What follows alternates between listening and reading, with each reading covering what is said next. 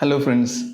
Today we will be making some crazy watercolor practice. We'll be making some loose streetscapes with playing with lot of water and lot of on the fly ideas, and we'll be making it very loose, right? So very casual drawing, very loose approach, and let us begin it. I'm using 300 GSM watercolor paper, cold pressed, and I'm making a very casual drawing. Okay, very casual drawing. Just beginning with some cars and a couple of figures, and these are the foreground elements, and we will be having little bit of precision around these elements. And apart from these elements, everything will be very loose, very suggestive, very representational, very playful. Okay, so let us begin it, and let us take the decision on the way. Okay, I don't have any kind of any proper idea, proper plan of what I am going to do. As a beginning, I am just making some casual drawing of some cars and figures. Somebody, the figures with umbrellas, and this umbrella went little bigger, so I am accommodating two people under one umbrella, and some context. Okay, something very casual. I really do not know. These are probably are some buildings, and I am going to play with lot of water today. Okay, so these drawings may be respected. Some of these drawings I may totally ignore when I do the washes, because I'm going to be very free today. Okay, these drawings are for some ideas, and just to get me started, and once I start, I will take the decision on the way, on the fly, right? This looks good for me. I think I'm ready to begin. Not too much of details anyway, except for the foreground elements, the initial cars and figures. I will be paying little bit attention. Rest everything is going to be very free. So be prepared. If you're following it along, don't expect that you will be getting the same result as I am getting, because we are going to be very free. We are playing with lot of waters, lot of colors, and you will surely get a totally different results. So please be prepared for that. As a beginning, since I want a little bit of precision on these couple of elements, okay, so I'm blocking the umbrellas, I'm blocking the cars and everything. The total background will be very free. Just loosen up yourself. Okay, once we do this initial kind of blocking up of these umbrellas and the car, rest everything will be just very playful. That is the idea. And with watercolor, if you're going to be very playful, you know that we can't expect a proper results. Anything can happen. Anything can happen. So be ready for that, and let us begin the fun. Okay, after this some initial blocking of the major elements. Okay, the cars, the what do you call it as the figures and the umbrellas, etc. Okay, now let us play with lot of, I mean, a lot of washes which may merge on the paper. Okay, so we are starting with some kind of a gray sky. It is a kind of a, see, the people are having umbrellas, so I want to represent some rainy kind of an atmosphere. So the sky is not very blue. Okay, it is kind of a very cloudy, rainy, cloudy kind of a sky. And for the cloudy sky, I have made a kind of a purplish blue. Not purplish, grayish kind of a blue. Paints gray and some blue and maybe a little bit of burnt umber. That was the color that I have used for the initial sky wash. And for now, I'm using a little bit of a purplish blue gray sort of a color. So I have mixed the paints gray. I have used little bit of crimson and a touch of browns. Okay, these three colors are mixed to get the background buildings. Okay, so I'm not fully respecting the drawing that I have made, and I'm kind of following the drawing, but not very meticulously. Okay, See, a lot of things will merge now because the sky is still wet and the buildings may have soft edges because we didn't wait for the sky to get dry. And yeah, now let us bring the buildings, these darker tones below, and then we will go for the ground also. Okay, so here I wanted it to be a little bit of red, and I'm not very precise. I'm letting the red to bleed all over. Okay, let something interesting happen. Okay, you will not get precise result if you go for this approach. Okay, the right side of the building I want to make it little warmer so that it kinds of shows some amount of light maybe, or just for some color variation you can treat this as you can make it as warm. So it is a kind of wet on wet kind of a merge. Okay, so let the ground also merge with the background, same kind of a color, gray, burnt sienna, a little bit of blue. Okay, so just don't worry precisely about the colors. Okay, you can follow your color scheme also, but overall I want that it should be very cloudy. There is no crisp or sharp edges, and everything sorts of merges on the paper. That is the idea. If you want to make it precise, of course you can do that, but this exercise is totally different. This is for loosening up. Okay, so don't worry about the results, forget about the results. Just look at the image and look for your inner voice, what your inner voice is telling you to do, then follow that. My inner voice say that I should make some sort of a reflection, so I am making some sort of a reflection for the buildings in the background, and the road is showing some kind of a reflection, and I'm letting this to dry completely. Okay, so you can see that the colors are little dull after it got dried, so I'm kind of reinstating that red color. Okay, so since I don't have a proper drawing, some of the perspective may go wrong, so I'm not really worried about that. Okay, because this is not going to be a precise work. The idea is to loosen up, practice loosening up. Okay, as I told, the perspective went wrong now, right now, but that is okay. I think that is okay. This awning didn't go correct. If you're following along, you can correct the perspective. Okay.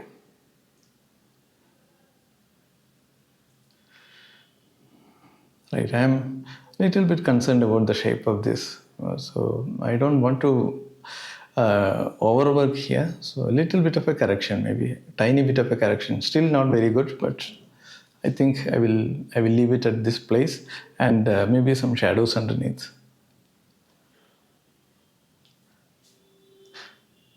See, I am expecting. I want some kind of a contrast around this area. Okay, even though rest of the background I am keeping it as very blurred, very soft.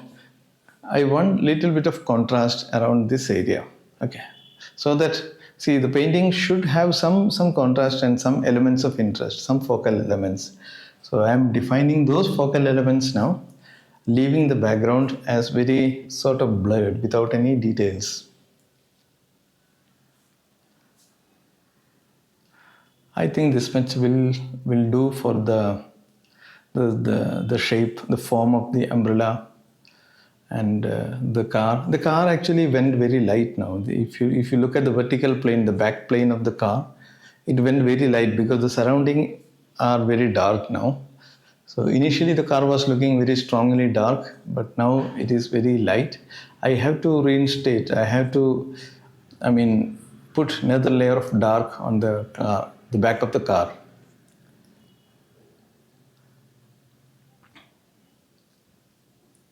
Right. This guy is going back. I mean, we are seeing the back side of him. So, and I don't want to make him very colorful. So let us make some dark color. That's it.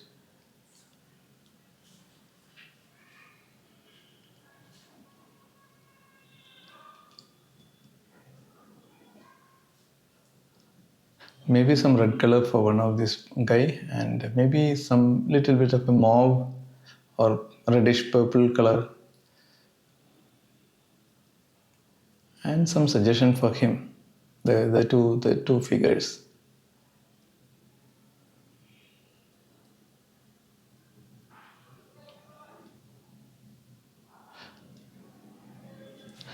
Now I'm planning to add very little additional things, and I will not I don't want to do a lot of touches on the backgrounds, etc.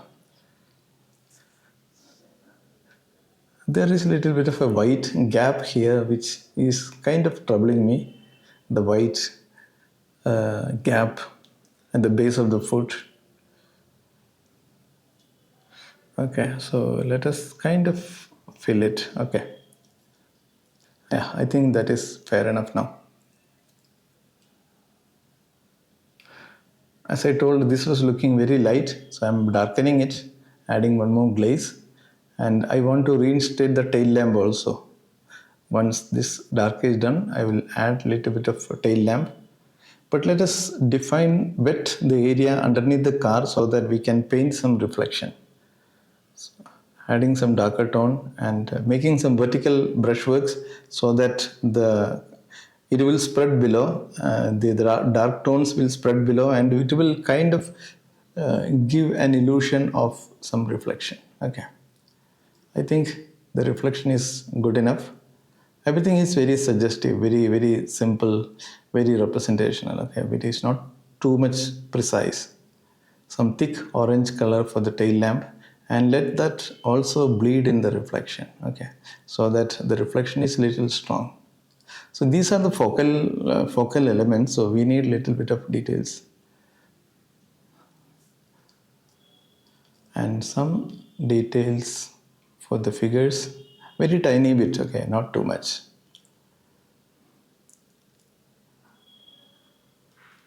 If you really look, there is nothing much in this painting. Okay, so I wanted this to be very simple painting, even though it may look a little complicated because of the way colors are merging, because of the way we have represented the sort of reflection. So you may think it as little complicated, but I think this is very simple kind of an approach, even though it may be a little difficult to recreate. So if you are following it along, you may find it a little challenging to get the background the way I got it. Okay, because a lot of wet on wet things happened here. And I may not be able to recreate it the same way. Little bit of reflection for all these things. I think that much is sufficient. I don't want to do it too much.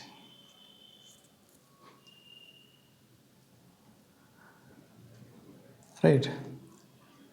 Now let us go for some of these elements like the traffic lamp and maybe some of the electric poles. That's it. We'll then treat it as done. And some of the traffic lamps.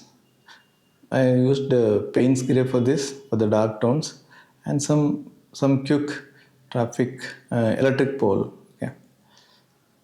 And the reflection went a little wider. So I wanted to justify the reflection by making the pole little wider.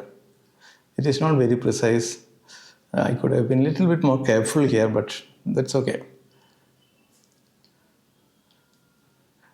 Since I'm not targeting this to be a kind of a work that I can display, I can sell or something. So it is just a casual work. Okay, it is just a representation of my thought process.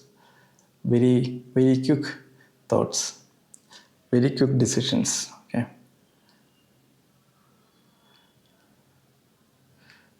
I'm just using the round brush, a small round brush for the cables. You could use liner brush to make it even more precise if you want. For the time being, I wanted it to be just very casual. Maybe not a traffic, maybe a lamp post here. Okay, a couple of lamp posts. I'm still not very happy with the perspective of the awnings, the red stuff there, but I will leave it that way. Little highlight with white, pure white pigment, And if you want, you can avoid this step, because many people don't like using pure white with watercolors. Okay, so if you don't want to use white with watercolors, you can avoid this step. But I kind of like the kind of highlights and the kind of contrast that we get by making these tiny touches. These are very tiny touches, and it gives a lot of. It adds a lot of interest. Okay, it the ground looks now very much like a reflecting medium, reflecting surface. Okay. Okay, maybe lamppost here. Oh, I'm pretty happy with whatever came out. Maybe a tiny bit of some traffic lights. Okay, so I don't know if green and red can be seen together on a traffic post, traffic lamp. This area I'm not very happy with. So to cover that a mistake, that area, I'm adding a dark figure here. Okay, so a dark figure here, and it also can have a reflection. Okay, this is kind of a fixing idea, and little bit of a cool highlight. I don't want to use white here because he's kind of in a shadow, so I don't want very bright highlights, and little bit of a red color for the exposed body part, the face, arms, etc. So I'm declaring it as done now, because I don't want to do anything more about this. So thank you very much for watching this video. I hope this was informative, and if you think it was informative, please subscribe to my channel and press that bell notification so that you get notified whenever I release new video. If you have any questions, comments, suggestions, write them into the comment box below. I'll be more than happy to come back with my answers. So thank you very much once more, and we'll soon see you with another interesting tutorial. And before we wind up, if you think this can be helpful for your artist friends, please share it to your artist friends, artist groups, so that they can also take benefit of this. So once again, thank you very much, and we'll soon see you with another interesting video. Bye bye.